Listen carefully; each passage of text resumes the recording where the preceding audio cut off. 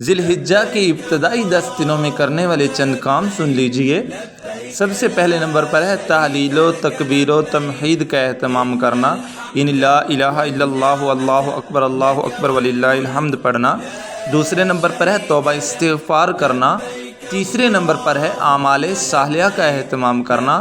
چوتھے نمبر پر ہے قربانی کرنے والے کے لیے خاص طور پر کہ جب چاند نظر آ جائے تو اس کے بعد 10 ذی الحجہ تک ناخن بال نہ کاٹنا۔ اور 5ویں نمبر پر ہے 10 ذی الحجہ کے علاوہ ابتدائی جو 9 دن ہوتے ہیں ان 9 دنوں میں روزوں کا اہتمام کرنا۔ اور 6 نمبر پر ہے خاص طور پر یوم عرفہ یعنی کہ 9 ذی الحجہ کا روزہ رکھنا۔ اور اسی طرح 7ویں نمبر پر ہے عید الاضحیٰ کے دن یعنی 10 ذی الحجہ کو قربانی کا اہتمام کرنا۔ یعنی یہ وہ کام ہیں جو ہمیں ان ابتدائی 10 دنوں میں کرنے چاہیے جو کہ نبی کریم صلی اللہ علیہ وسلم سے ثابت ہیں۔